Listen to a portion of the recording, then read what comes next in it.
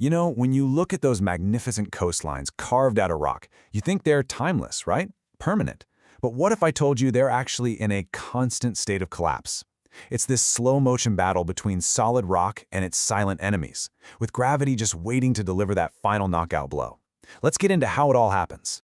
Okay, picture this, a huge sea cliff, just towering over the ocean. It looks so solid, almost eternal, a monument of nature that seems like it's been there forever and will be there forever.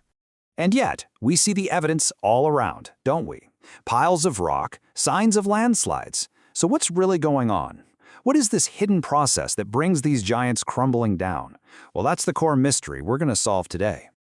The answer begins with a process that's pretty much invisible, working away slowly day in and day out. It's called weathering, and it is rock's silent and totally relentless enemy. So what exactly is weathering? The key thing to remember here is that it's the breakdown of rock in situ, which just means right where it sits. This isn't about erosion carrying bits away. This is all about the rock itself being weakened from the inside out. And this silent enemy doesn't just have one trick up its sleeve. Oh no, it's got three main strategies it uses to break down solid rock: mechanical, chemical, and biological. Let's take a look at each one. First up, we have mechanical weathering, and it often starts with something incredibly simple. Just water, maybe from rain or some sea spray, finding its way into a tiny little crack in the cliff face. Seems harmless enough, right?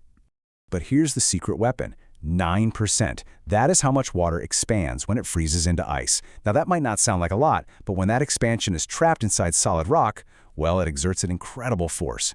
It's like a tiny but super powerful jackhammer. This process is called freeze-thaw. The water freezes at night, it expands, and bam, it forces that crack just a little bit wider. It thaws during the day. Now you repeat that cycle over and over again for thousands of nights, and that tiny little crack becomes a major weakness, destabilizing the whole structure. Next, we have an even subtler attacker: chemical weathering. See, rainwater is naturally a little bit acidic because it absorbs carbon dioxide from the atmosphere. So when this weak acid lands on certain types of rock, especially limestone and chalk, it kicks off a chemical reaction that just slowly, molecule by molecule, dissolves the rock away. And finally, you can never ever underestimate the power of life itself. I mean, think about it. A tiny seed can land in a crack, and as it grows, its roots expand with just incredible force, literally pushing the rock apart. Meanwhile, you've got burrowing animals like rabbits digging into softer parts of the cliff, making existing cracks bigger and loosening up material. It's life, literally breaking down stone. So let's recap. Weathering has done its job. The cliff is riddled with cracks, it's been chemically weakened, it's fundamentally unstable, the stage is set. Because now, gravity is ready to take over. This next stage is called mass movement, and this is the dramatic climax of the whole story. It's what happens when gravity's pull finally overcomes the strength of that weakened rock and a huge amount of material moves downslope all at once. Now, a collapse isn't a one-size-fits-all kind of deal. The cliff can fail in a few different ways. In a fall, pieces just drop right through the air. In a slide, a whole block shears off and moves down a straight surface. And then there's a slump, which is a bit more complex and frankly a lot more interesting. Slumping is fascinating because it only happens under very specific geological conditions. The key, as this says, is having these alternating layers of rock with completely different properties stacked right on top of each other. To get this, just think of a sponge and a shield. You've got permeable rock, like sandstone, that's your sponge. Water can soak right through it. Then there's impermeable rock, like clay, that's your shield. Water cannot get past it. So imagine a cliff with a layer of that sponge, sandstone, on top of a layer of that shield, clay. Rain starts to fall, and the water soaks straight down through the sandstone. But as soon as it hits that clay layer, it gets stuck. It is absolutely nowhere to go.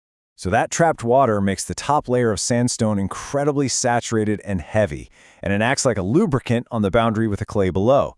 Eventually, that weight just becomes too much, and the entire section collapses. Not in a straight slide, but by rotating downwards along a curved surface.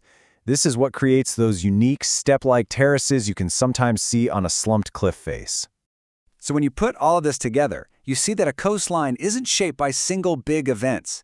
It's the product of this constant, powerful partnership between these forces working from the inside and gravity working from the outside. Okay, so if you remember one thing from all this, let it be this simple two-step process. First, weathering acts as the saboteur, weakening the rock from within. And then gravity arrives to finish the job. Weather, then wait. That's the entire story in a nutshell.